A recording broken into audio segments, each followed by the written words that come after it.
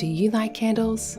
We all know that I love candles, and I love the candles from Remy Moon. They are an Australian-based small business and they make the best and most magical candles. All of their candles are made with high vibes, pure intentions, and each one is crafted with a little bit of Reiki healing that also suits the intention of the candle itself. All their candles are non-toxic and vegan, so they don't harm us or the animals. You can use the code Suburban Witch for 15% off all of their products, and it's only for listeners of the Witch Talks podcast. Simply head to remymoon.com.au to get your candles now.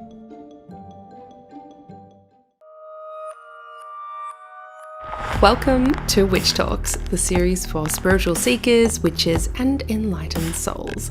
I'm Hana the Suburban Witch, professional tarot reader, astrologer, and witch, and I hope you're ready to get up close and personal with your favourite witches.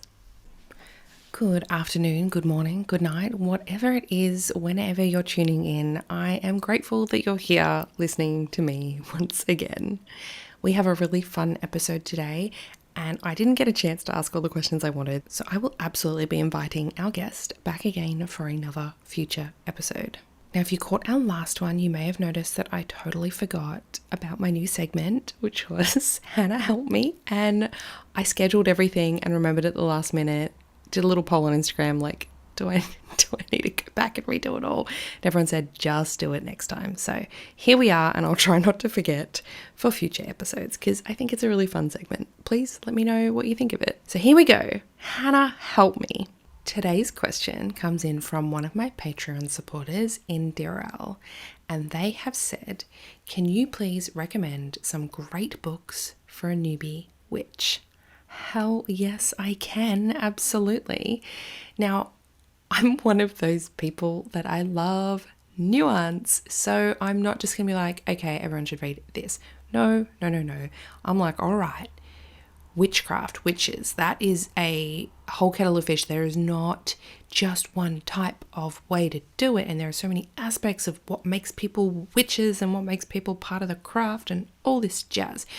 So I'm going to give you a few. I do have a blog post on some books that I recommend, and there are some videos on my YouTube channel on the books that I love, so I'm gonna use a few of those so you can like reference them. They'll be linked in the description box as well if you want to go watch that or read that and look at like, oh my gosh, she said something but she was talking so fast I don't know what she said.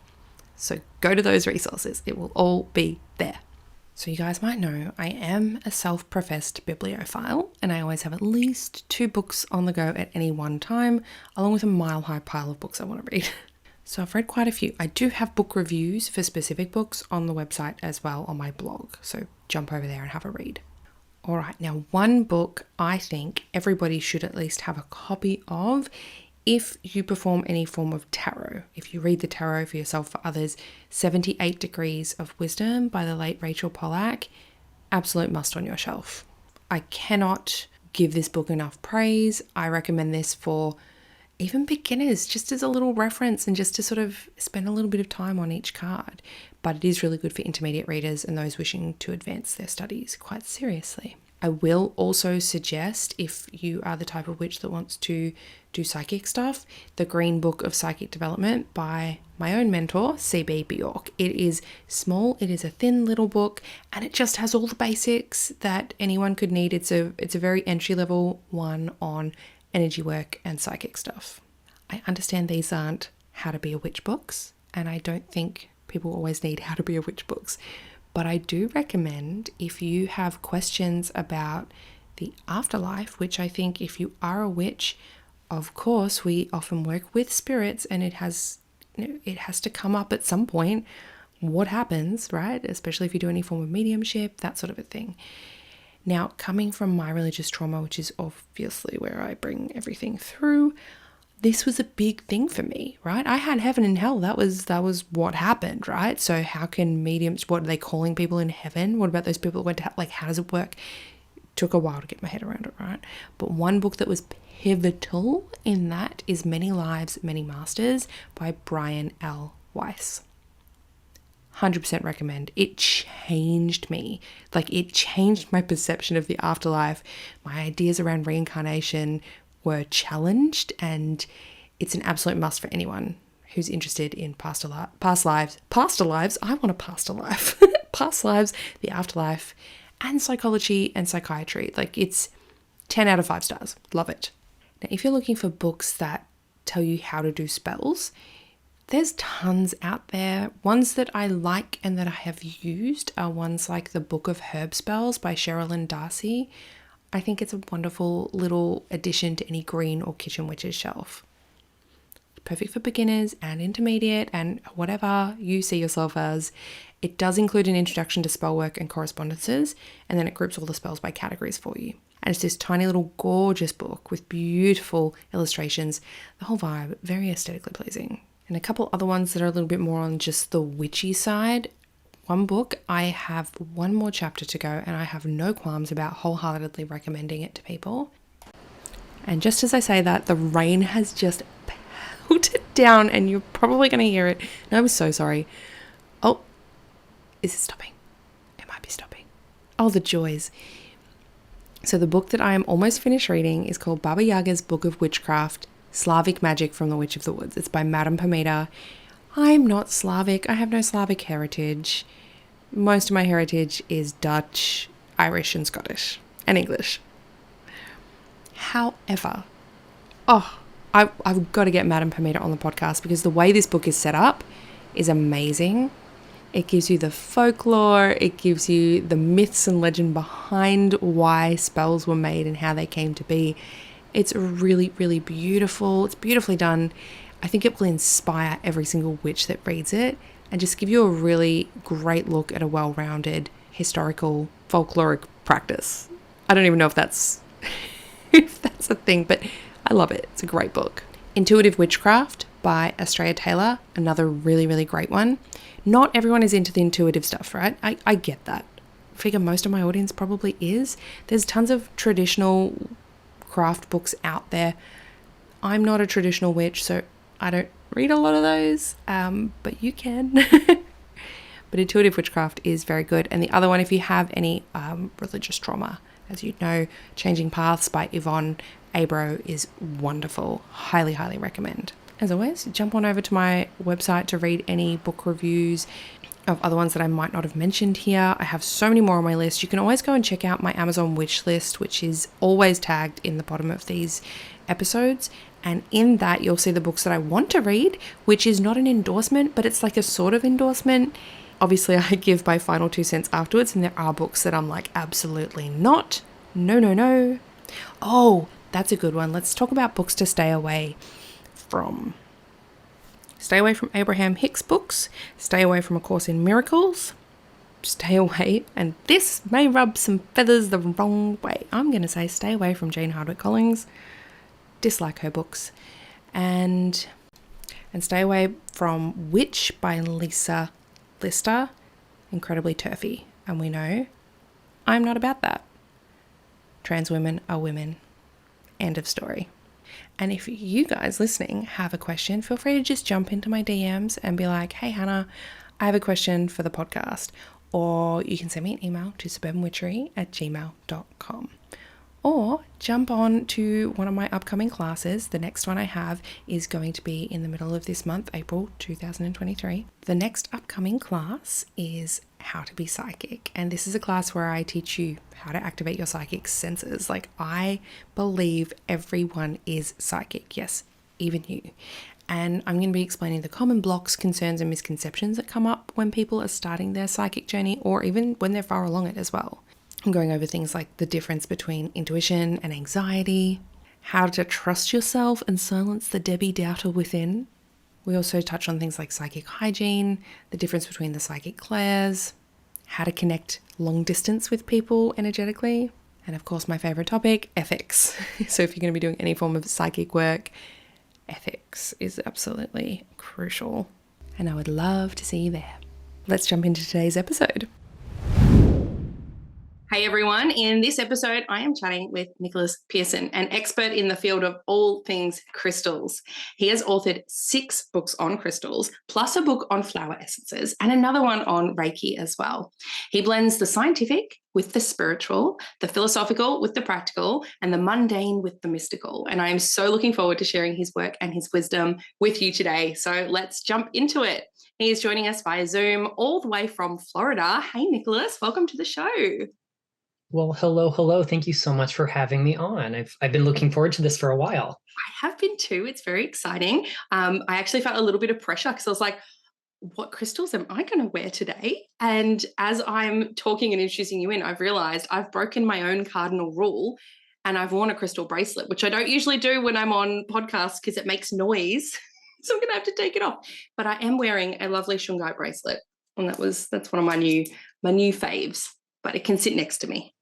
You're okay over there. If it makes you feel better, I have some shungite right here as well. It is a beautiful one. It's not a crystal I've been drawn to until recently. So it's funny how we ebb and flow with different ones that we want to work with at different times. Do you find that? Oh, totally. Even this many decades into my practice, I still find things like, you brush it aside. It's such a common rock. You got to know it 25 years ago. And then all of a sudden you're like, oh my gosh, this is my new thing. This is a thing I'm going to focus on for the next however long. And I feel like they have a way of announcing themselves when they're the right ally for the right time. And, thankfully I have a big enough toolbox that there's probably the right ally there. I don't need to rush out and buy more. I will anyway, but I don't need to. Yep, I know exactly what you mean. I find it really interesting. There's a few crystals where for a long time I may have just been really, I guess, turned off on certain ones.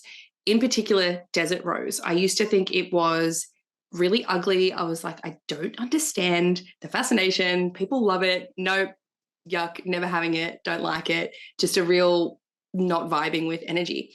And then one day, out of the blue, I walked into a store, saw a piece sitting there and just went, oh, that is the most beautiful crystal I have ever seen. What was I thinking? I have to have that. And I purchased it and I was like obsessed for months, absolute months. And it was such a bizarre thing to witness in myself, this literal almost like repulsion, like I don't need that, I don't like it, to suddenly like, actually, I need that and I have to have it right this moment. Yeah, I sometimes say that our deepest healing allies, our deepest teachers in the mineral world are often those we feel a little uncomfortable around or have a really strong aversion to at some point. And it's not a universal rule, but oftentimes I feel like those stones that do make us feel a little uncomfortable for whatever reason hold a really great wisdom that's just so far outside our normal realm, our normal internal experience, that's outside the history of our soul, we could say, that it represents those lessons we have yet to learn. And it can take time before we're ready for that. So I have a few in my life that, intellectually I loved, but energetically, like to wear, it was like painful. And we've since made peace with that. We are friends now. But I find it fun when people arrive at that aha moment on their own. Mm-hmm.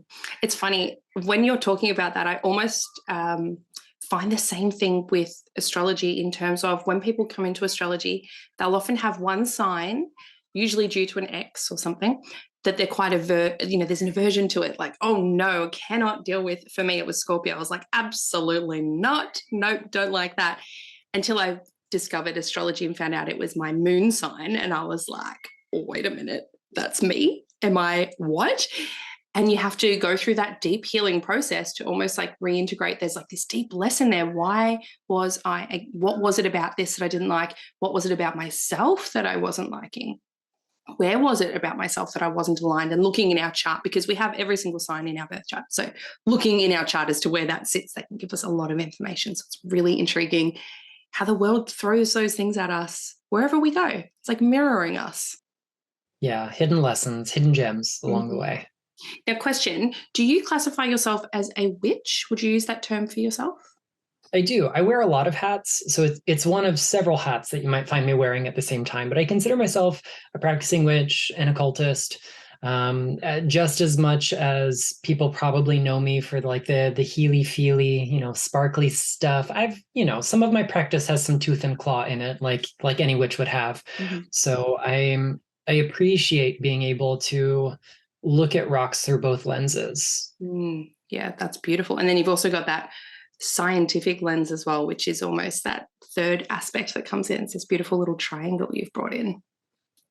Yeah, and that really kind of describes the breadth or the scope of how I approach my work, really through all three kind of things at once, and each one informs the other. That's beautiful. So I wanted to pull a card for you today if you're open to it. It's something I'm doing on this season where I just pull a card. So it shows people, if you've never had a tarot reading, or if people are reading and they want to learn and see how other people interpret, it can just be such an eye-opening experience to hear someone else get a reading. So are you open to that?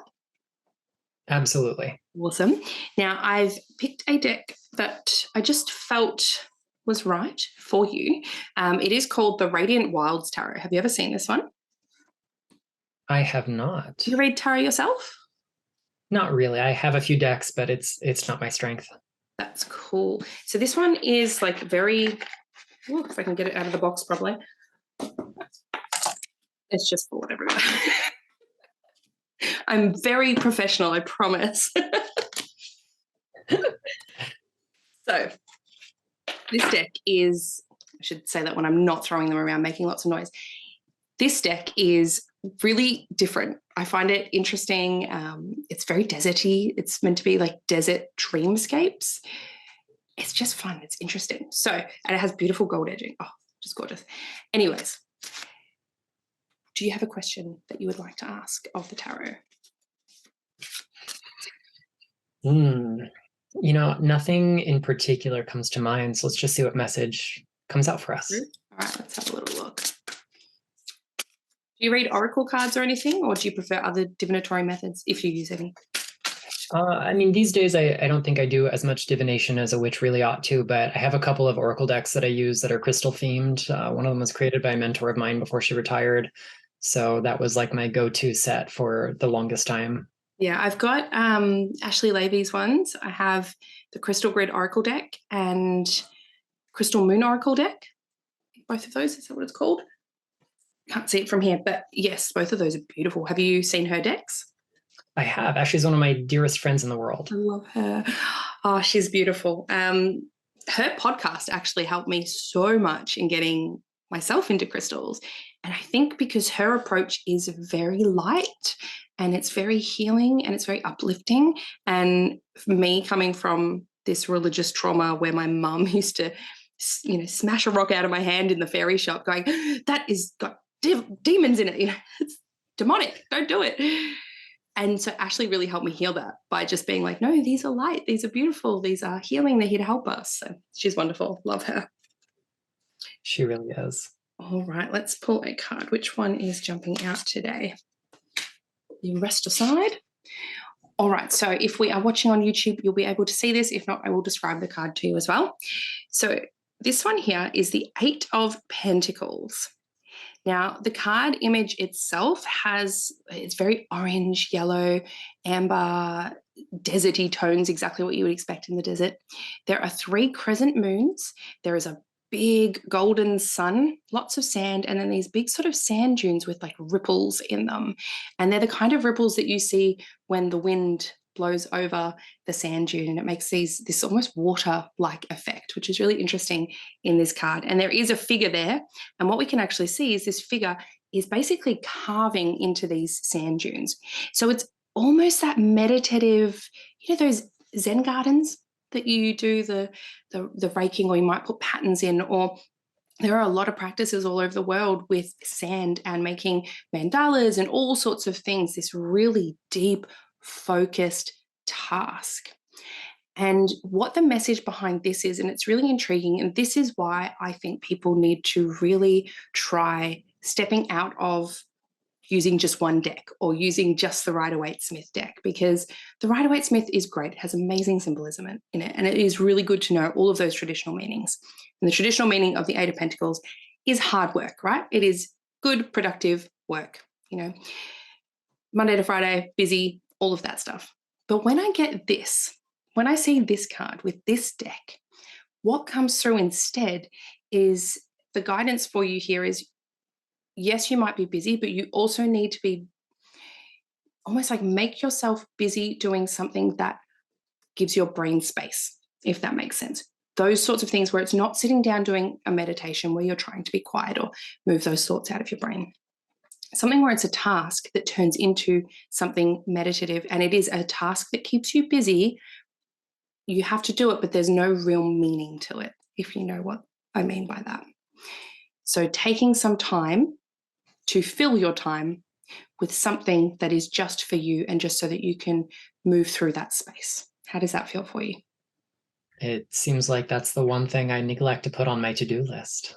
So make some space in there and just feel like Zen garden, or, adult coloring in, or there's sometimes you'll see mentors in fantasy films and things, and they make what was it in like Karate Kid, and it's like put the jacket on the hook, that over and over, and then but that teaches us something, right?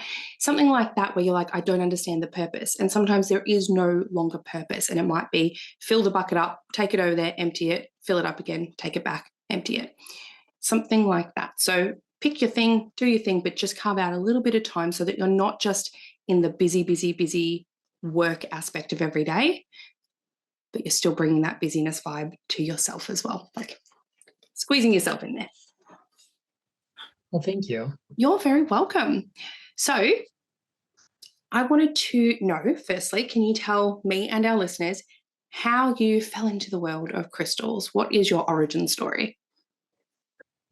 So it goes back to early childhood, as early as I can remember, and probably earlier yet. I was the kid who picked up rocks everywhere. At the seashore. I'm from a coastal town, so my grandparents took me to the beach all the time, but also in not so glamorous places like parking lots and shopping malls and other things. If there was a piece of stone that spoke to me, I couldn't help myself. It was more than compulsion. It was this deep recognition. Something felt familiar about it. So my grandfather, in his infinite wisdom, had probably observed this happen, 500 times. And he finally gives me a piece of quartz from Hot Springs, Arkansas. That specimen is still in my collection to this day. It's on the top shelf of the one and only glass case that I have for fine minerals. And suddenly this really inert part of the landscape was transfigured. Rock became more than just this humble material that surrounds us, but became something noble and luminous, and the regularity of those faces and angles, there was something magic to it. It was like I was holding something right out of a fairy tale. At this same point in my life, I grew up for the first several years of my life in a single child household. So it was just me and my dad, and we would go to the library on weekends. Other families had their kind of, we'll say, religious institutions they visited. We went to the Cathedral of Learning instead. And one week it might be folklore and fairy tales. I've always loved those things. Hence, The Little Mermaid is with me here in my mug. But I also loved the natural sciences. So my dad had a science background, and he would encourage whatever I wanted to learn, as long as I was learning. Things were great. So, one week it might be a book of folklore, and the next week it might be, Egyptian mythology, and then it could be geology or botany or whatever I could get my hands on that was age appropriate, or even not so age appropriate. I'd frequently read far beyond what people thought I probably ought to start with. And pretty early on, I noticed that, all these different pantheons and, sets of symbols shared by everyone all over the world described the same natural phenomena that the sciences were describing, and they just couched them in metaphoric and symbolic terms rather than things we can quantify. So I made peace very early on with science and spirituality, both just trying to help us find sense in the world. And that really came to a head as I continued my mineral collection, when I started exploring the folklore and mythology of gemstones. And then I discovered that this wasn't just something relegated to the past. It wasn't just a piece of history. People still worked with crystals for therapeutic and mystical purposes. So that really led me right into the world of crystal healing and gemstone magic, and a few kind of seminal books in my early days kind of spurred me to continue learning and growing. And I was just as fascinated by the science behind it as I was the raw spiritual experiences that I was having. For lack of having a mentor or a teacher or any sort of structured learning, I just had to do it all myself. I'd devour a book, practice all the things in it that I could, and then see what happened. And then that would lead me to a new place over and over. And eventually, I was really fortunate. I went to university to study music education. I play the French horn even to this day. I just don't play it as well as I used to. And I was, as the university puts it, I was randomly assigned to work at the Earth Science Museum on campus. I registered late. I didn't get into any of like the work study stuff that involved the music lab or library or the performance venues. So I was stuck in the dusty old museum, and I didn't even realize this building existed on campus. So I marched in with already having a love of rocks and minerals, already having taught my first very few classes on crystal healing.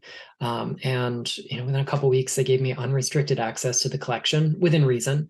I used to be able to check out specimens like they were books in a lending library, as long as they came back in the same condition, of course. And so long as what I did with the public in those four walls was under the veneer of science, I could do anything that I wanted. In fact, I was encouraged to learn about anything else I wanted to involving rocks and minerals. So I had such an amazing experience that I actually defected from the arts and declared a new major in science. And one thing led to another. So I never actually finished either degree and instead went to corporate America. But those formative years, having access to things that never would I have been able to lay my hands on as an 18-year-old, 19-year-old, 20-year-old, that was more magic than I think I've ever had in my life at my disposal. And it was just incredible. And since then, I love that. And it sounds like there are these little breadcrumbs from the universe kind of like pushing you into this area that you're obviously meant to be in. Yeah, it was my avocation for a long time. I did it for my mental and spiritual and sometimes physical health. When I worked for corporate America, I had a demanding gig, and I did it because it brought me joy. I did it because I enjoyed collecting. I did it because it gave me something to do with my personal practice, my spiritual practice. And then, it eventually came back around, and now it's my full-time focus. That's so good. That's so wonderful. And like, is there a difference? So I know there probably is. I use them interchangeably, but is there a difference between crystal, rock, mineral, and stone? Is that something, because obviously you've got this science background. I'm sure you had specific times when you were supposed to use them, whereas I find in the spiritual witchy community, we kind of just use any term that we want. Colloquially, nobody's going to be upset if you use these terms interchangeably. I still do, because you got to meet people where they're at. But there are actually fairly rigid definitions for a few of these terms, and then softer definitions for others. So let's start with crystal. Crystal usually is a solid substance. Maybe we'll circle back around to that. But crystals are solid substances with a regular composition. In other words, it's always the same ingredients that form together in a repeating and symmetrical structure. We call that structure a crystal lattice. So examples of crystals could be, quartz or calcite or diamond or sugar or salt or snowflakes. They're all crystals. A mineral is very specifically a naturally occurring inorganic crystal. So it's still got the regular composition, still got the regular structure, but now Mother Nature has to make it, and it has to be made by non-living processes. When minerals come together, we get rocks. So we would consider, like a formal definition, a rock is an aggregate of one or more minerals. Another way we could look at it by comparison is elements are the building blocks of minerals. Minerals are the building blocks of rocks. You can have a mineral like native sulfur that is one ingredient. It's just sulfur all the way through. Just like you can have a rock that is one meta ingredient, we'll say, like limestone, which is pure calcite, calcium carbonate. You can also have minerals and rocks that are a lot more complex. The main difference between a rock and a mineral is that rocks are variable. You can pick up 2 samples of granite from 2 different parts of the world, and they have different compositions and textures and patterns. All of it within, the kind of broader umbrella, the parameters that we put on those ratios of ingredients, but then you can have extras. Whereas quartz anywhere in the world always has the same chemical composition and the same structure at the most fundamental level. optically, like to look at it, you might see a lot of variation between a piece of agate and citrine, but they're still fundamentally quartz. They're still fundamentally the same mineral species. Now, I was the about to quartz, ask the difference in terms of like color, because we can get citrine from all different places in the world, and sometimes they look very different, even though they're all citrine. But technically, that's not a big variance in the way that you're talking, correct? it's not. A few stray molecules could be all that it takes to have the difference in saturation. Something like citrine gets its color from small amounts of things like aluminum and lithium, sometimes from iron compounds, but that's slightly more complicated.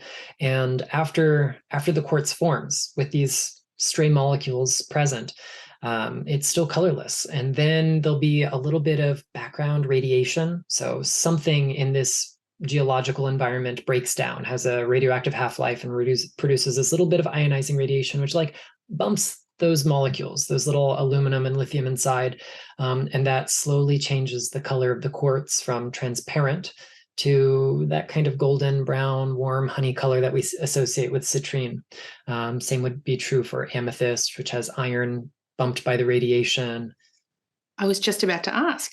So my understanding, and I'm not that scientifically minded. My understanding was that amethyst and citrine were exactly the same, but citrine had just been heated to a higher temperature, or is that only man-made? Yeah, so this is a persistent myth that's out there.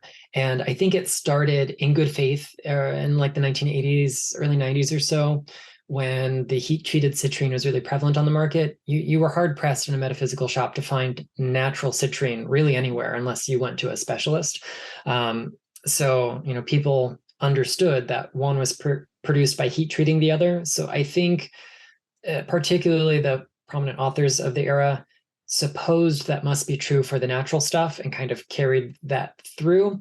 And there is some natural citrine that is colored by iron ions, a lot of it by like a hydrated form of iron or an oxidized form of iron that actually forms interstitially, which just means that instead of being part of the crystal structure, it's between the crystal structure. Amethyst, on the other hand, has a little bit of iron that gets incorporated. So some of the silica is replaced by a special kind of iron compound. So you just substitute one puzzle piece for another. It doesn't fit very well, so it bends the bonds in a slightly different shape. And when that's activated by that irradiation, that's when it transforms from colorless to something in the kind of purple-violet end of the spectrum. Whereas most natural citrine is caused by varying amounts of lithium and aluminum plus that ionizing radiation. Other forms of quartz don't necessarily require that radioactivity to initiate the color. Red quartzes are just caused by iron oxide crystals at a microscopic level. Rose quartz has fibers of another mineral kind of spread throughout it. But in those two particular instances, that's how we get it. And if you take most samples of most samples of amethyst from around the world, and you heat treat them, they do turn citrine colored. There are some oddballs that don't, though. Some will turn green, and some will just lose their color.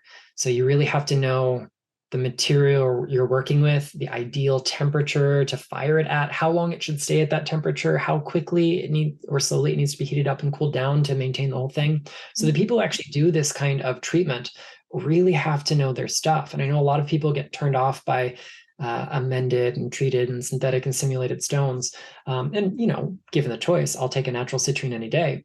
But I still appreciate the skill that goes into giving us that substitute. My understanding as well with citrine was that it doesn't grow in clusters like amethyst does. Is that correct as well, or am I misinformed? So it is a widespread belief that it will not form in clusters. And I think with more nuance, we can make this true. We just have to put some qualifiers on it. In places where we tend to find amethyst, like Brazil and Uruguay, for example, you are hard-pressed to find citrine that grows in that same kind of druze, that same kind of cluster shape that the amethysts frequently do, because they don't form in the same geological environment.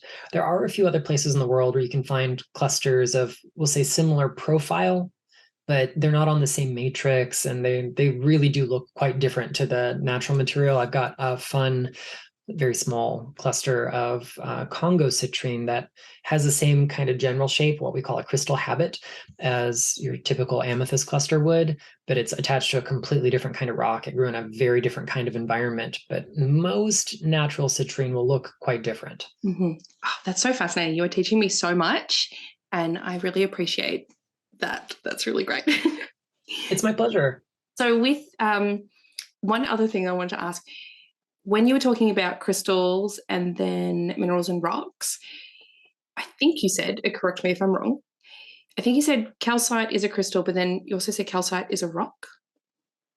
Or was that So, types? so calcite is a constituent of a rock called limestone, Ah. among other kinds of rocks as well. So um, calcite is a mineral. So we know that it's got a discrete composition, CaCO3. So it's those same ingredients in the same proportions all the time. We get variations in color because imperfections happen, just like with our lives. Our lives are more colorful because imperfections happen. And if we see a single crystal of calcite, then we've got a mineral. If we see a cluster, same kind of thing. But when it compacts into a mass of crystals so small we can't discern them, or even larger platy ones, but they're all in this big kind of grainy mass, then we have a rock. In the case of chalk or limestone or even marble, marble is just metamorphosed limestone. So that's an instance of a rock made out of just one ingredient. That one ingredient is a single mineral, and it is crystalline, but it's not a single crystal. It's millions of tiny crystals that have all kind of locked together. It's easier to see the difference if we look at something like granite. So if you have a beautiful polished granite countertop, depending on where it comes from, there's a good chance you're going to find little hexagonal shapes inside. Those are cross sections of quartz crystals. When it was cut and polished, if it was cut in the right direction, you'll see the quartz inside it. So we can identify this one mineral inside the greater rock. So elements make up minerals, minerals make up rocks.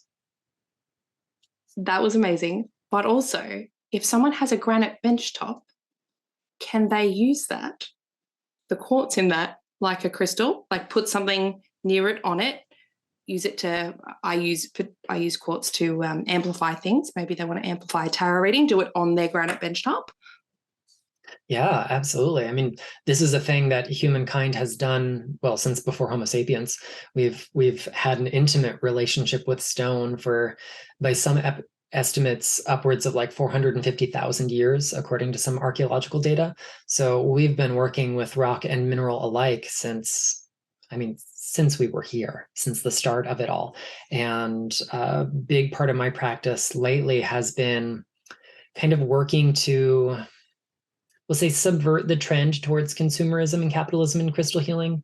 Maybe we'll circle back around to this as well, but I've got a question that'll come into that, I'm sure. Perfect. But like, you can't really, by normal standards, practice crystal healing unless you somehow participate in those systems, right? You have to buy your tools. And the nicer you want your practice to be, in theory, or so the internet would tell us, the more we got to spend on our tools. But that hasn't historically always been the case. Yes, gems have always been related to like prestige and power and things, but rocks are everywhere.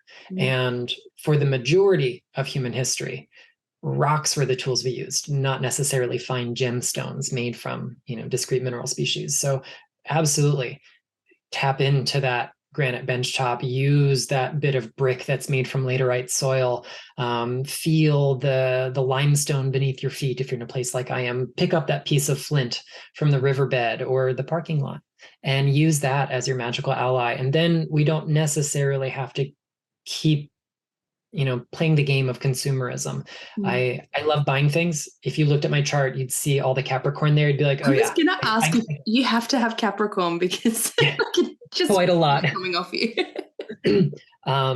So, and that's well and good, but I'm also really excited when I was just out in the Sonoran Desert and I brought home rocks that I found in the desert respectfully and mindfully, so I didn't disrupt things, and not a whole lot.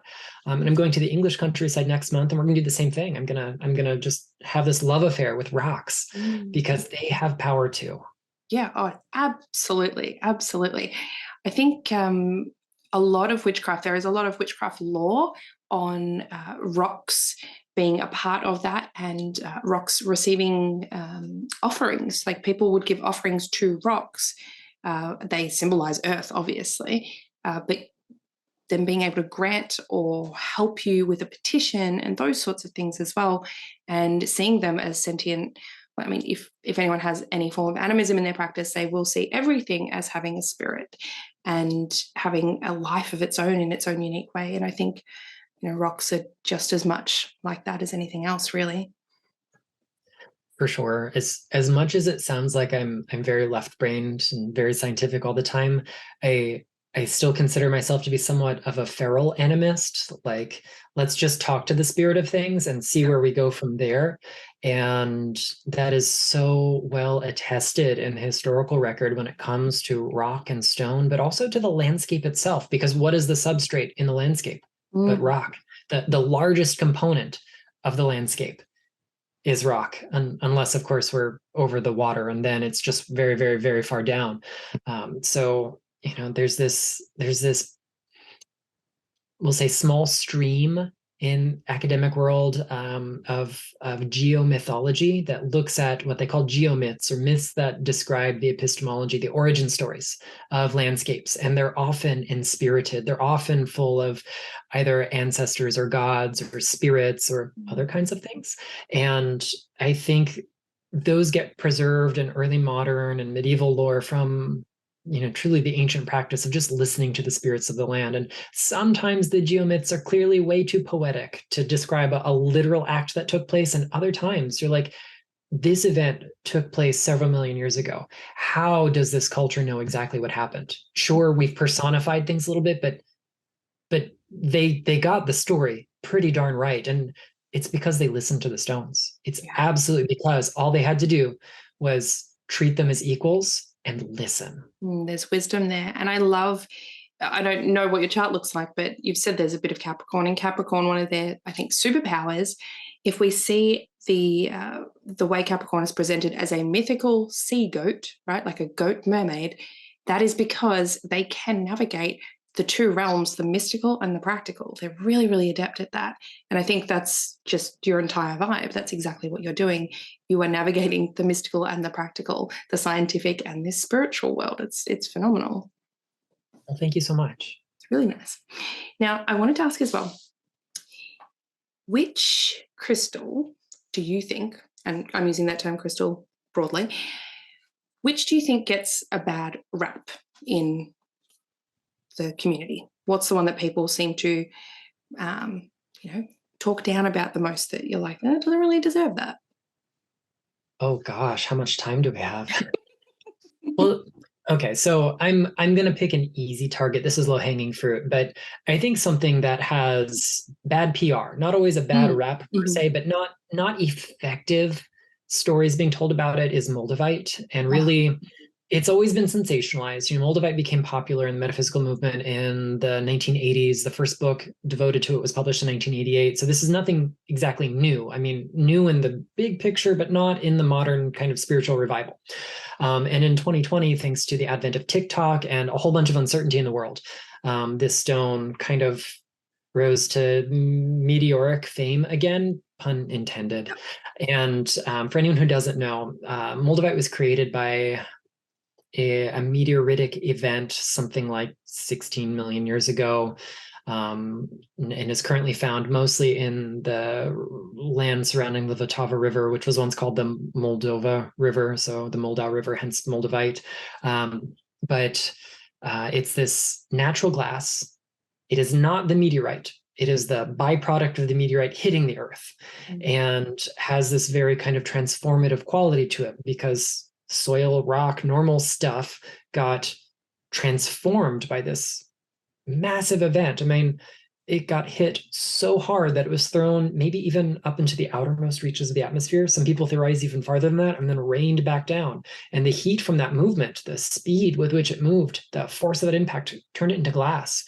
And by falling back down and hitting it, it cooled so quickly that it couldn't crystallize. So it's non-crystalline. And in the TikTok age, being sensational gets you engagement. And I think things are done for the sake of engagement that then get taken at face value when they shouldn't be. And so we start to see the story grow and evolve and be blown out of proportion. So, people feel like Moldavite is responsible for everything from helping them get their dream job to being dumped by their boyfriend to pets running away, loved ones dying in car wrecks, and all these other kinds of things. And, I have a couple of things to say about that. First and foremost, and I will say this one blue in the face, correlation is not causation. I was just thinking that. I was like, if he doesn't say it, I'm saying it. Yeah. So did you get Moldavite and did this thing happen? Sure, that's a sequence, but that's not necessarily a causative one. I wore a blue shirt today and it didn't rain. Does that mean my attire choice is the reason we had the weather we did here in Central Florida? No, it's Central Florida. This is what we get this time of year. No surprise. So it's assigning value above and beyond that causal sphere of influence. And when we do that, we take power away from ourselves, actually. It means that you have no agency in your life. And our magical spiritual practice should be doing the opposite. Instead of finding that scapegoat, we put all the blame onto, like, take blame where it is due. And truthfully, as unspiritual as this sounds, stuff just happens sometimes. Sometimes the spiritual reason, sometimes the spiritual reason is that it just happened. Like, you didn't sneeze because there was something mystical. It was because there was pollen in the air, because it's springtime and the oak is in bloom, like, just whatever it might be. And then the other piece behind it is that owning a crystal is not sufficient for initiating change in your life. And if it were, I would have to do nothing at all with my life right now. Everything would be self-sufficient because my rocks would take care of everything. And that's not how any spiritual practice works. Mm-hmm. You don't buy the candle and the spell works. You actually have to work with the candle. You have to put energy into it. You can't even just blindly light it. So sure, you can have that Moldavite and stick it in your pocket and go about life. Is it exerting an influence? To some degree, yes. But getting your tool, whether it's a crystal or anything else, is kind of like having a gym membership. You can have the swankiest gym possible, but if you never show up and put in the work, nothing about your wellness changes. Mm. So you can buy the most expensive, exotic, gemmiest, most flawless stone that there is, but if you never actually engage with it on a conscious level, it's just the gym membership that you never use. Mm-hmm. So if that is what's happening in people's lives, of course, you're going to forego the idea of causation and go into correlation because you want to have the same sensational stories everyone else has. And so that really got blown out of proportion. And I think Moldavite is wonderful. I also think quartz is wonderful. I think calcite is great. You could certainly make a lot of change happen with barite or veracite. One is not inherently better than the other. And when we buy into this idea that these high vibration stones, a term I really dislike, are the way to go because they're better than, then we are playing into the same power dynamic that we see elsewhere in the world. And that's what we should be undoing. We should be decolonizing our practice, not further subjugating ourselves to a kind of spiritual materialism and spiritual colonization, because that's counterproductive in so many ways. Just jumping back there, you mentioned the high vibration part. There are images that get spread around quite frequently around things like quartz, that it literally vibrates at a really high rate and can melt ice faster than your hand. Is there truth in that? Well, I mean, yes, but it's not the whole story. The mouse to my computer, if I look at any one of the atoms that it's made out of, is also in a state of constant change and flux. And the atomic makeup has this electron cloud of probability, and those electrons move faster than the speed of light. They do. So yes, quartz does that, but so does literally everything else. So when we see those memes, what we see is something that is complete and utter, I'll say pseudoscience. That's nicer than the word I want to use. Just out of context. Yeah, it makes us feel good. It makes us feel powerful and mystical, but it's not a helpful thing. I believe that we can look at a model that borrows from physics and kind of filters it through some metaphorical stuff. We can't have a one-for-one comparison because we're talking about subtle energy. By its very nature, we can't measure it. That's why it's subtle. Otherwise, we'd just call it energy. And there would be some scale and some piece of equipment that could measure it definitively in a repeatable way. We can't do that with crystals yet. Does that mean we can't demonstrate their effects? No, it just means we have to be really mindful about how we find them, how we try to test that. And I think of spellcraft, I think of healing a lot like designing experiments. We got to isolate variables. We got to, think about what the factors are and truly kind of strip things down to the area that we're focusing on, and then carry out our experiment, which could be your spell. It could be your laying on of stones. It could be empowering that piece of jewelry to carry with you through the day. And then we collect data. It's not quantitative in most cases. It's qualitative. What is my experience after this? And the more we do it, the more qualitative data we've got. I also treat other people's books as kind of like literature review. So I think of those personal experiences people have had as their own qualitative data. So really, I'm going to let everyone in on a secret. My big thing is I just aggregate data. I don't call it, I didn't used to call it that for a long time until I started getting more involved with people who like do science with their lives, like I almost did.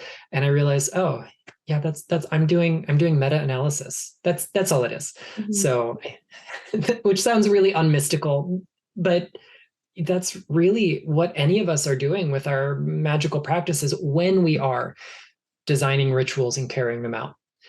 It doesn't mean that everything in magic is scientific, because if it were, we wouldn't call it magic.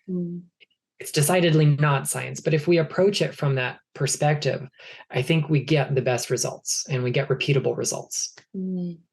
Yeah, no, I love that. I wanted to ask as well, since we're sort of touching on it, crystal myths, what other ones are there that you're aware of that sort of pervade through the witchy community? Oh, there are so many. Well, here's one that exists in two forms. Two opposing voices. Which one is right? I guess depends on what you like, but bigger is better, or size doesn't matter. Have your pick, whichever lane you're in. But if we want to use physics as the model for how we might understand how crystal energy works, the larger the mass of that oscillator, they do resonate at very specific frequencies one might imagine. And if that's true based on what they're made out of on a physical level, it's got to be true in a metaphysical kind of sense too. So two things happen with this. Firstly, the amplitude, or like the volume of its energy, will increase with size. But bigger isn't better, it's just louder. And louder isn't better. Louder is just louder. If I want to be heard from across the street, I gotta shout. But if I'm doing work right here, I can whisper. So it's kind of the same with our tools. No matter how much you think someone's heart chakra needs a 45-pound piece of rose quartz, it's not the right tool for that job. Like, you can't lay that on someone's chest. So, bigger is not inherently better, but also size does matter. So both of these things are both true and not true at the same time. The other kind of side effect of this kind of ties into this idea of the vibration of crystals, the frequency of crystals. High frequency is better. But frequency is also a function of mass. Think of a string on a harp that's really visible, because it's got the short strings at one end and the long strings at another. Or if you open up a piano, same kind of deal. And the highest frequency is produced by the shortest strings, the ones with the least amount of mass. They vibrate faster because there's less of them to vibrate. So, when we think about these high vibration stones, and we're talking about frequency, what we're getting is totally wrong. We're actually talking about the changes in our consciousness in response to the vibration, which may actually be inverse in some cases. So the bigger something is, the lower its vibration. Literally, it vibrates more slowly because it's like the longer string on the harp. And there's so much of it to do. Right. And the other part of that is when our consciousness increases, for the most part, its frequency decreases. Our normal beta brainwave state is faster. It has more cycles per second than the alpha state, than theta and delta. So as those things slow down, as the vibration literally decreases, our consciousness goes up. So those things don't work the way people think they do. And, that's kind of an illustration about how we get the science wrong, which is fine when it's a metaphor. So if you embrace it as the metaphor, it can be pseudoscience. That's fine. But when we try to couch things in decidedly unscientific terms, but assert that is fact, then we kind of shoot ourselves in the foot, and it makes it harder to dialogue with others who maybe aren't of the same persuasion. I think this is fantastic, and it is really eye-opening. And I love that harp example. And that is the inverse idea, it's just like singing to me. It's really, really cool. So that's wonderful. On the idea of size as well, what I want to ask about, what about shape?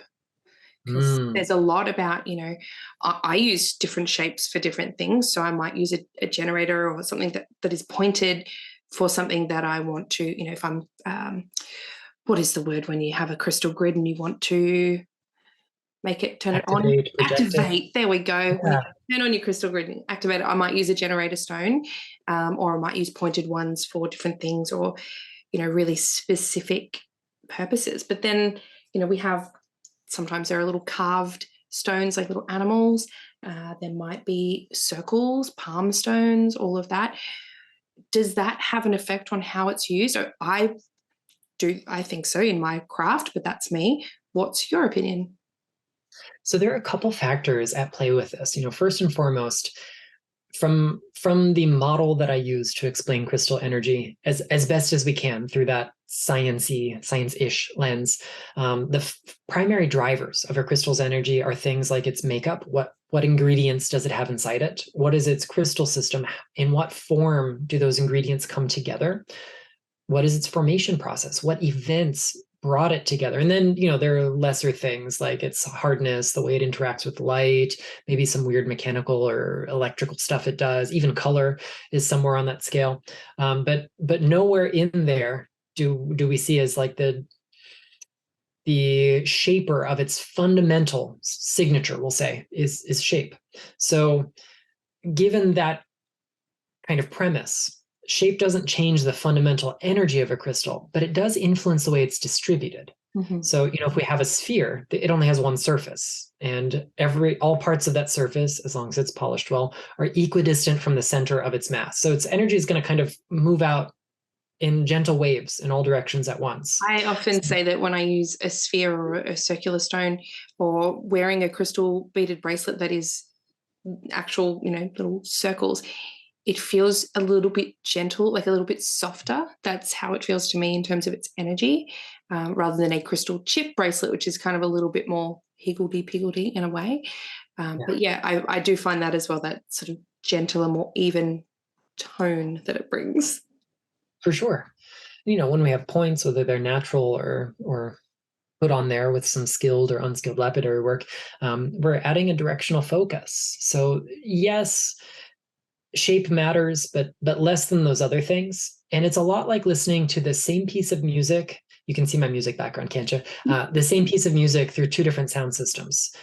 Your favorite song sounds different when you listen to it streaming on your cellular device on YouTube versus when you're in your car or when you're in surround sound, right? So the orientation of those speakers, the capability of them, how it distributes energy, and what is sound but energy, that shapes our experience, but it doesn't change what the song is. So, the shape of the crystal is like, what is the speaker like? How does it project? Which parts are getting projected better than others? Mm-hmm. And the other component of this is not purely energetic, at least not energetic through the front door. It's kind of a backdoor thing, and it involves relationship. The shape of things has symbolic meaning that we agree to. Sometimes that's a personal thing. I can say that, an owl means something to me that doesn't mean the same thing as it does to you. And then there are kind of larger interpretations that might vary depending on culture of origin or what our practice looks like, at what point in history we live. So all of these things can be true at the same time. And when we add that symbolic layer, then it's the relational aspect. It's not just what is the crystal's energy.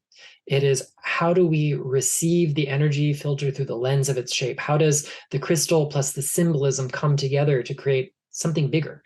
The energy of the stone hasn't changed, but the way we perceive it has. Yeah, I teach divination, so psychic divination. Symbols are a huge part of that. In every different form of divination, you have to deal with symbols and psychic work as well.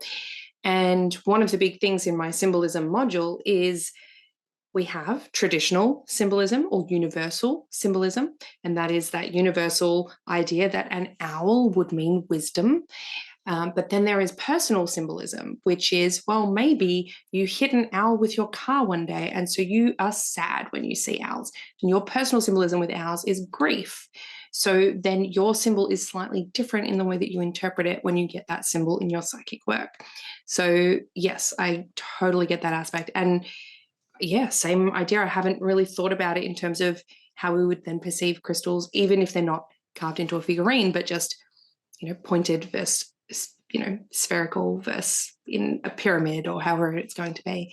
So that's a really interesting insight and a way to sort of bring that teaching, I guess, all the way through as well through the rest of my practice, which is wonderful. So you're full of amazing insights.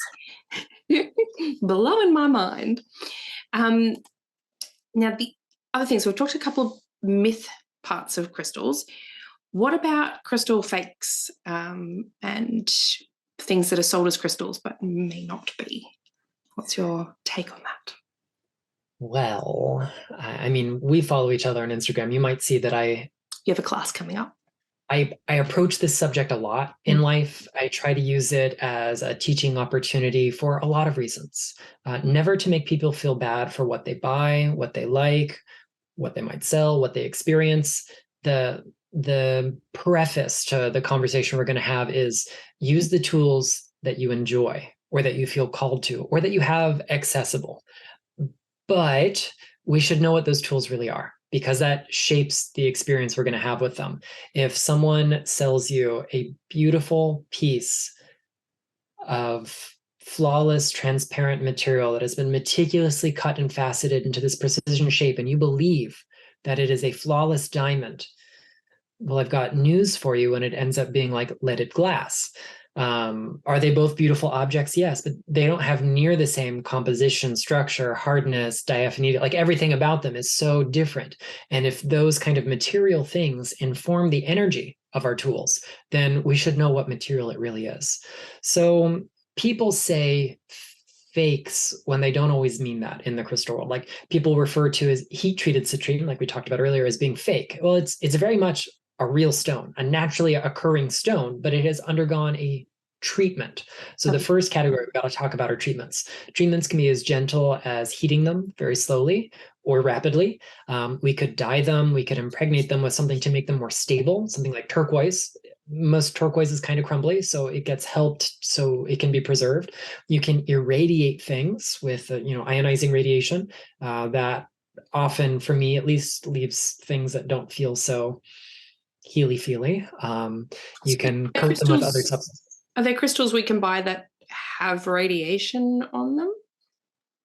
So by the time we buy them, there's no like background radiation that could make us sick, like smoky quartz, for example. There's a fair amount of artificially irradiated smoky quartz on the market, but the source of that radiation isn't going to make the stone radioactive, if that makes sense. These are two different things. We're describing an energetic phenomenon and then a state of being.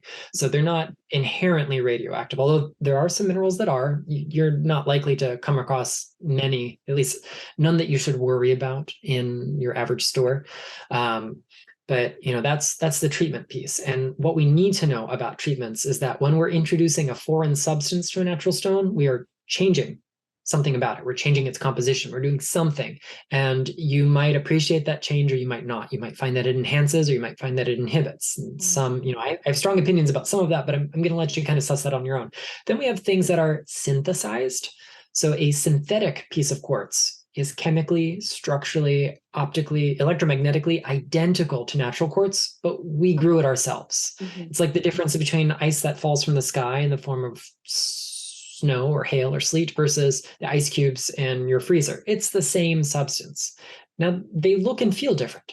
So synthetic crystals do feel a little different to natural ones. I think of it kind of like a stained glass window with no light on behind it. It is a beautiful tool. It has energy, but it's not quite the same as that natural one, which has the golden hour sunshine coming through and bringing it to the new level. Synthetic stones might be really useful to you. You might also just find them a little empty. They don't quite have as much personality as most natural stones.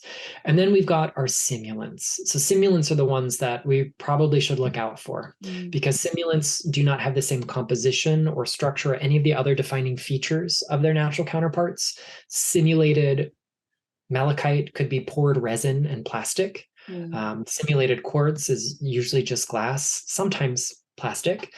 We could have all sorts of things that are simulated that aren't like the real deal. And in most cases, because they don't even remotely resemble the material they're supposed to substitute for, they don't carry the same energies. Could we tap into the archetype of it, the kind of idealized energy that's out there, and use this as a focal point? Yes. But that's pretty advanced work when you could just go buy a piece of amethyst instead of a purple piece of glass, right?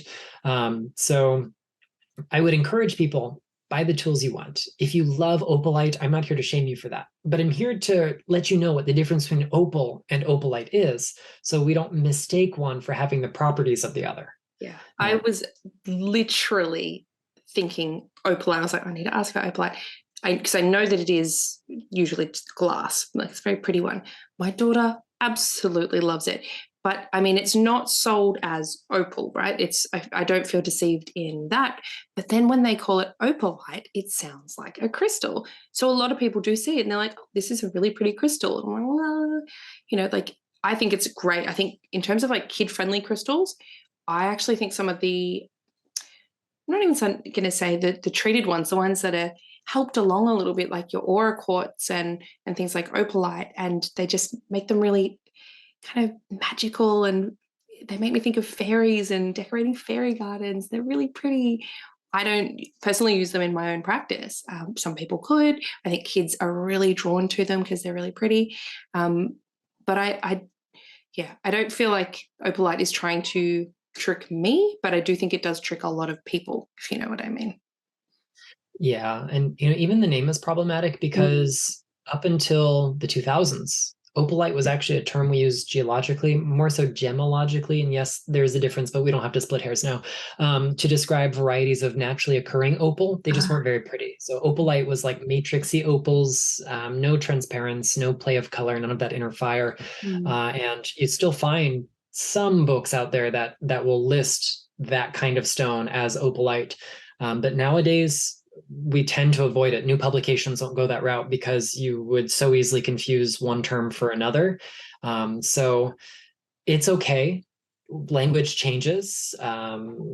Accepted names in the trade and industry are going to change. It's part of life, as long as we've got disclosure. So opalite is glass that has one of the optical properties we associate with opalescence, which is the Tyndall effect. So we call that Rayleigh scattering. When you hold a piece of opalite up, well, first when you look at it, light is shining down from any other angle except behind it. It's kind of bluish, milky. It's got that hazy appearance like an opal would have. But when you hold it up to the light, it's usually kind of orangey, sometimes yellowy. And that's because in transmitted light passing through, we see the real color of the material. But the particles it's made out of scatter light the same way our atmosphere does. So there's no blue pigment in the sky, but it still looks blue. There's no blue pigment in opalite, but it still looks blue for the same reasons. And I think that's really enchanting. Like I can totally understand why people love this. I think the physics behind its color are super cool. And there are natural minerals that have the same kind of optical effects. So let people love what they love. I'm not here to rain on anyone's parade, but I think disclosure is a really important thing. And so many people buy, cobalt blue glass or bright green glass being sold as obsidian when it's just glass. So obsidian should have quote marks around it, or just sell it for what it really is. It's just man-made glass. And if you want to use it, go for it. I'm an animist. There's a spirit in everything. Yes, there's a spirit in that too. It's different to the spirit of obsidian. Very, very different. But that doesn't mean you can't love it. I also feel similarly, like things like what's it called, blue howlite. I see dyed blue howlite a lot, and I very rarely see any classification that it's been dyed, when it very clearly has, and that bothers me. I'm like, it's fine if you want to change like a color of something, but just put a little. It's not blue howlite; it is dyed blue howlite, or just put a little something in there when selling it. And that's the sort of thing that annoys me. It doesn't annoy me that it exists or that we've done anything to it, just when it's listed incorrectly. So with your book, you've got a new book coming out. What is the release date for Crystal Basics? So the new pocket encyclopedia will be out in the US around March 7th. We got copies early. It came out for the Tucson Gem and Mineral Showcase in January. So it's slowly making the rounds and distribution. A little bit later in other markets. It's got to go by boat overseas to other places, but it's finally here. Yay. And like, we're filming this on the 1st of March. Well, for me, 28th of Feb for you, because we have a time difference. Obviously, I'm in the future. So far, so good. It's all good over here. But with Crystal Basics, do you include, because it's a pocket encyclopedia, right? Do you include any of those sorts of synthetically or man-altered crystals in there? Would you have opalite or would you have aura quartz in there? So I actually have a whole little glossary of these kinds of rocks, a glossary of trade names, artificial gems, and mistaken identities, just to give you a reference for what they really are. So if you come across a name like Hartonite or Atlantisite or Ancestralite, you can find out what its actual makeup is, or in the case of some synthetic things, you can find out what it's really supposed to be. You won't find those kinds of rocks in the directory of 450 stones, because with only 450, I had to be really mindful about what I could include. My wish list was right around 600 stones, so I had to slash it down by 25%. So that involved some hard decisions. I bet. What is, in saying that, what is your, I know you're not going to have a favorite, but let's say top 3 favorite stones for you currently, because they probably change. I love that you gave me 3. So I have 3 favorites for different reasons. My favorite to work with therapeutically for my own healing journey has been rhodonite. It's this pink stuff that I'm wearing, although sometimes in really, really fine specimens, it can be a deep, transparent red. Here, I'll actually show you a piece. I know our audio listeners won't be able to hear, but so that's like a really, really unusual piece to be so transparent. And this is a great stone for finding emotional balance and strength, resiliency, fortitude. It's been a good anchor for me. I'm a fairly anxious person by disposition, and I find it grounds me in ways that I benefit from.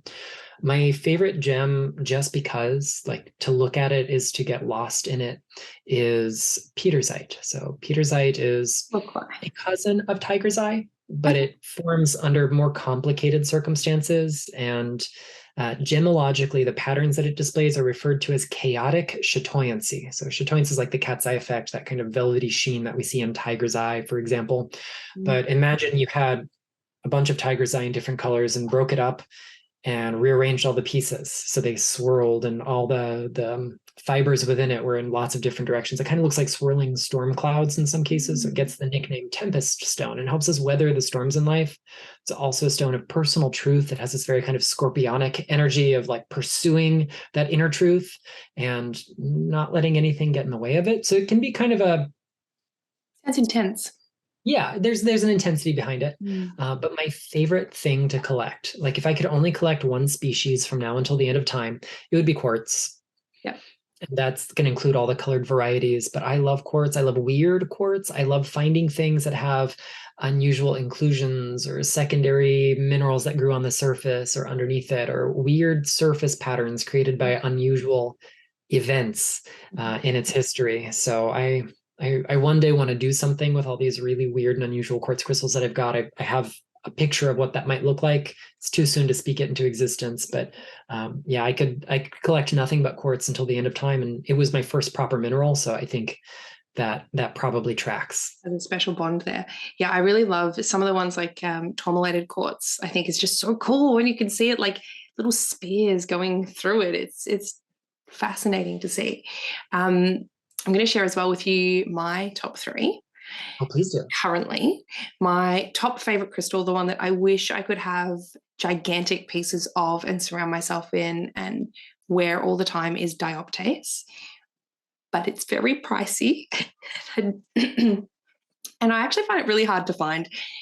The main places I see it are at the museum. And I'm just like at the window going, oh, please. It's so gorgeous. It is this beautiful, I don't even know, like green tone, but it's kind of emeraldy, like there's a touch of blue in it as well. It's just deep and dark, and like a deep dark green sea is kind of how it makes me feel. It's really cool. Do you have any in your collection? Oh yes, I adore dioptase. It's probably my favorite copper mineral. I really dig copper minerals. Mhm. Yeah, I think it is just pure magic. I have the tiniest little piece of it. It's so not enough, but especially here in Australia, I find it very rare to see in crystal shops or anything. Even my wholesaler I haven't seen them have any forms of dioptase as well. So it's not an easy one to come across.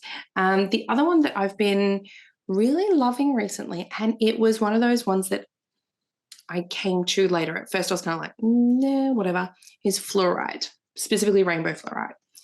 And I've got a little piece here. Are you about to hold up a piece as well? Sorry for the noise. I've got a couple here on my desk. Ooh. So I've got this greeny tone. Oh, I'm really in the greens, aren't I? You can't even see because the light is like behind, but I've got the light behind my camera at the moment, so it's shining through to me. It looks gorgeous. But I've actually used it in, so the novel that I'm writing, I've utilized a little bit of crystal magic in there. It's a fantasy, right? Supernatural fantasy. It's a little bit supernatural. But it's really cool. It's because I've tried to use the actual way we would use these crystals in our everyday real practice and made it a real big thing, doing fantastical things with the same properties. It sounds confusing. It's going to be amazing. Can't wait to share it with you all when I finish it. But yes, fluorite I've been really, really loving recently, especially for focus and things like that as well, which is why it sits here on my desk. And the one that always has my heart and soul is going to be black tourmaline. I've said black tourmaline, and you know what? It's black obsidian.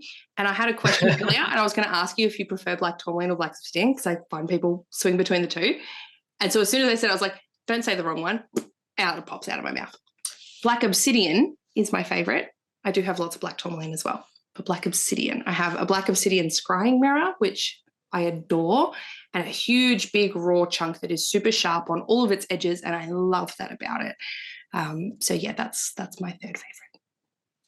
I do a lot of work with obsidian. I joke, but it's not really a joke. Obsidian is the rock that made me a writer. So it was just like an intellectual exercise in my corporate gig. I started collating some research and coming up with some ideas, and I'd wanted to be a writer for a long time. I didn't think it was ever really going to happen. And then out came this outline for what kind of vaguely looked like a book, starting with this one chapter on obsidian. And I thought, well, my next day off, I'm just going to sit down and start. And like 10 days later, I had a whole chapter. And as many times as I started and stopped writing in the previous decade, I'd never accomplished anything like that. And I thought, I'm going to keep doing this. What should come after obsidian? But obsidian was this initiatory experience for me that really brought me to where I am. And it was the start of my very first book, The 7 Archetypal Stones, is right there. It opens with a chapter on obsidian, subtitled The Spear and the Mirror. Yes, I love that. Now, if anyone doesn't know, so it was often used as a weapon back in the good old days, and because it is very sharp. Also, surgical tools is a way that they used it. It is, I'm sure, I've chatted with Kathleen about it, maybe, I'm not sure, in season 1, but it is a form of like lava glass. It actually, when you were talking about moldavite, I was like, we've got like space glass, and then we've got like lava glass. It's really interesting. I wonder if they've got many similarities other than that. But for me, I find it, yeah, initiatory, absolutely. I think they used it as dragon glass in Game of Thrones as well.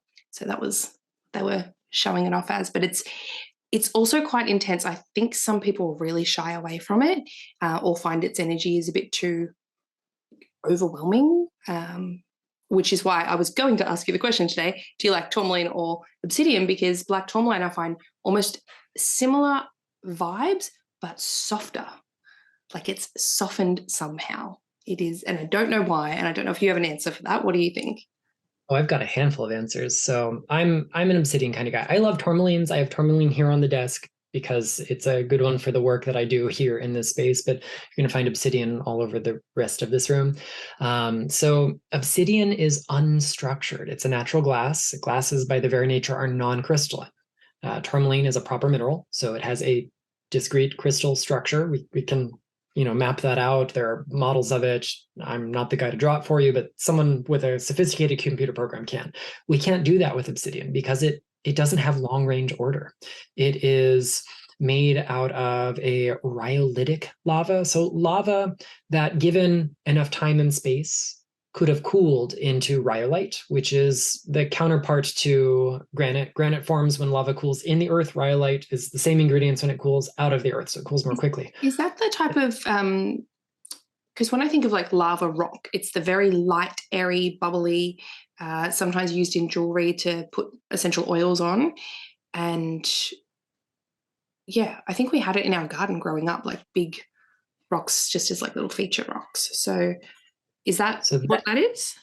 So that kind of stuff is usually basalt. We would call it scoriaceous basalt because it's got all those little bubbles or vesicles in it.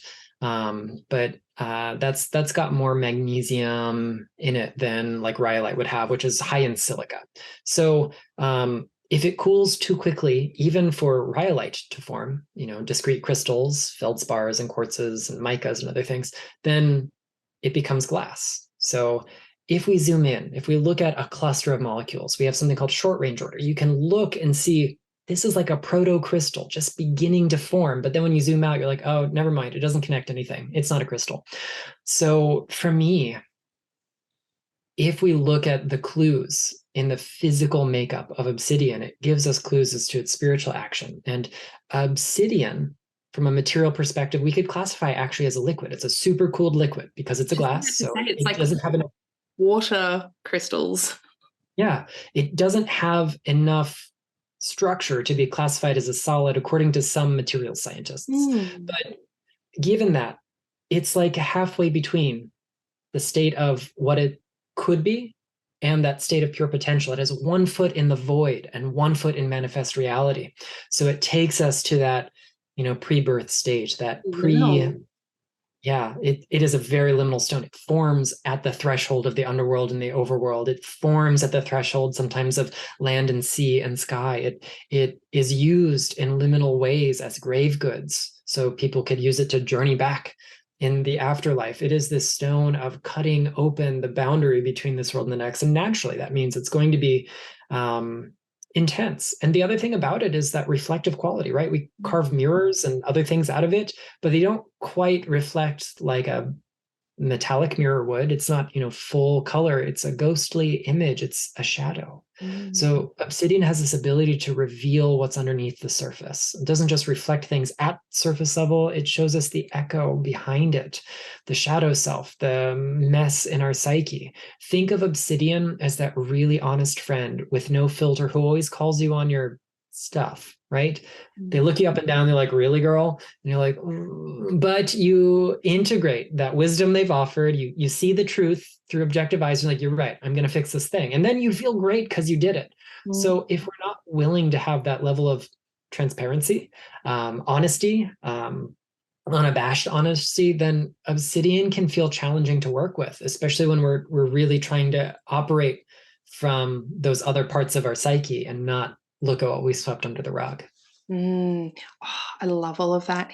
Now, you wouldn't have heard it yet because it hasn't been released at the time that we're recording this, but at the time that this episode goes out, it will already be out there. So if anyone listening has listened to my episode with Mortalis, where I basically discovered that I'm a necromancer and didn't realize it, and a lot of what Nicholas was just saying there about obsidian is ringing true for the underworld aspects that I've obviously been unknowingly dabbling and drawing in for a while now. That doesn't surprise me that this has been my favorite stone for years, and probably was almost that initiation into me actually saying, you know what, I am a witch, and I will use that term, because it was probably about the same time that I purchased that I really, solidified this practice and stepped into this world.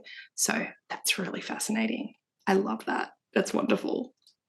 I love it too. I can't wait to listen to that episode. Oh, it's really good. I wonder as well if people have their top 3 stones and what that can tell us about them. Like, obviously that's going to tell, I think, quite a lot. And I think people's stones do change.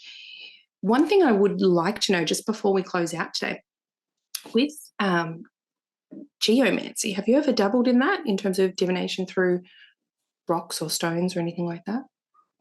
So like traditional geomancy is not the thing I'm really skilled at. Like I understand how it works to a certain degree. You generate the figures, and out of that you get, all these other formulas. And I love how formulaic and almost scientific it could be, but it's just one more symbol set that I haven't had time to learn. But there are other divination systems that I've used that involve rocks and minerals.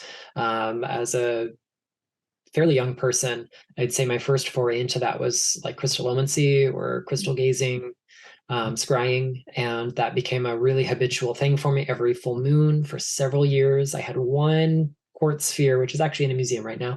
But that was my every full moon ritual. If I did no other magic, I did my scrying in my childhood bedroom. And then there are oracle cards that are built around crystal symbolism and imagery. I've got more than is probably healthy, but only a handful that I've like really truly worked with, including ones that were made by a mentor of mine, the author formerly known as Naisha Ozian. She's since retired, but that was a deck that was really kind of formative to me. And then there are things like kind of like sortilege or casting lots. You can do similar things with stones, whether you're casting them on a template, we'll say, of varying shapes or sizes, or choosing them seemingly at random. There's so many different ways that you can work with them that way. So I've experimented with a handful of different divination techniques, and sometimes I teach classes on it too. And it's kind of fun to see how foundational stone is across all these different magical and spiritual avenues.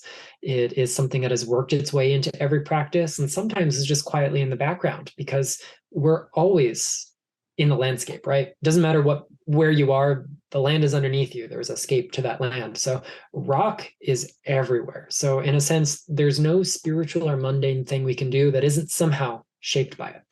Yeah. And even mundane things that people don't think are applicable, things like using our phone and our computers, which have quartz in them. And I think that's magical, what it can help us do. Like, it's amazing, and it's scientific as well. So yeah, it's wonderful. I think it is everywhere. You're right. Absolutely. Excellent. So for people who are wanting to get their hands on your Crystal Basics Encyclopedia Pocketbook one, where can they find that? Where's the best place for them to grab it once it's fully out in the world? Well, definitely check out your local bookstores, your indie, occult, and metaphysical retailers. If they don't have it, I'm sure they'd be happy to order it for you. But you can find it through all the major retailers online, whether that's, here in the States, places like Amazon or Barnes & Noble or Waterstones if you're in the UK. And I'm not sure where the hip, trendy places are in Australia, but I'll look that up so I can answer that question for people. But anywhere you find it, please feel free and grab it. My motto is every copy sold is a good copy sold. You don't have to buy directly from me. You don't have to buy from one place. Just use what is available to you. Do what is the most accessible thing for you, whether we're talking about finding the right stone or finding the right resource to help you work with the stones. Mm-hmm. Wonderful. And in the book, just before we go, is it basically like this is the stone and this is what it's made up of and this is how it's often used, or how much information is there on each of the stones? So there are 2 stones per page, which means there's not a whole lot of space, but up at the top under the name, you're going to get its chemical composition, crystal system, formation process, and hardness. If that doesn't mean anything to you, that's fine, but the book does tell you how to interpret at least some of that. And then you get the magical correspondences, the chakra correspondences. You can look at planet, sign of the zodiac, and elements for every single one. And then it's broken down by physical healing, psychological healing, and spiritual healing, a handful of words and phrases, some in greater depth than others. So it's a good little reference guide alphabetically from A to Z. And in the back, you'll find some tables for a quick reference, stones for the chakras, for the signs of the zodiac, for all the other fun stuff. So it's got basically what you would want at a glance. And if you want to go deeper, I have a big catalog of books. There's something out there to help you go deeper. Yeah, I love that. I'm actually going to look up the, what was it, 7 archetypal stones, the one with obsidian at the start. I'm absolutely going to, maybe even if my library doesn't have it, I'll see if they can order it in, because they're actually really good at that. And if people don't know, libraries will do that. If you request a book, they can, and they don't have it, they'll either search the other libraries that they're affiliated with, or they'll just order it in. So I've managed to get tons of books ordered into my library, and now their little section is growing on witchy, wellness, new age sort of section. It's really good. So yeah, that sounds fantastic. I just can imagine that being really good for if you're creating your own spells and you're like, okay, I want to do this, or this is the ritual that I want, and I want to bring in Saturn's energy, and I want to do this, and I want to do this, and you could just look up the planetary reference. That could be really handy. You know, which one of these do I have? Make sure you got a stone for each of the planets, and then you're set for pretty much anything you want to do. So that sounds really good. Perfect. Well, thank you so much. I feel like I have so many more questions in my brain, so I may have to invite you back on to dive a little bit deeper at some point, if you're open to that. Anytime. It would be my pleasure. Hey, awesome. Perfect. Well, in the meantime, where can people find you on Instagram and online to book classes and things like that with you? So if you look for the Luminous Pearl in most places, I will show up, whether that's Instagram or TikTok or Facebook. I use Instagram the most for sure. My website is also theluminouspearl.com. And I've got a calendar of events there. You'll find, links to social media and everything all over the place. So that way you can find out where I'm going to be and what I'm going to be doing. I've got a rich tapestry of online events. And this year I'm really rolling out a lot more in-person stuff now that I'm able to travel.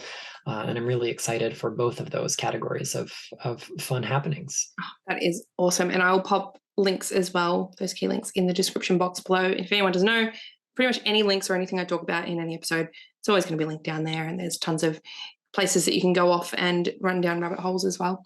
If anyone listening would like to book in with me for a tarot or astrology reading, one of my guidance calls, you can do so on my website, suburbanwitchery.com.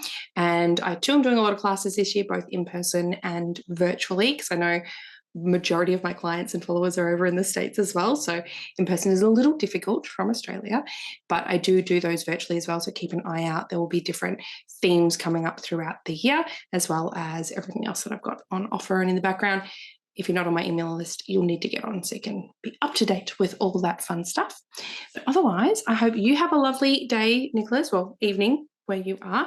And I hope everyone else in the world has a lovely day wherever they are tuning in from. And we will chat with you next time. Thanks for listening.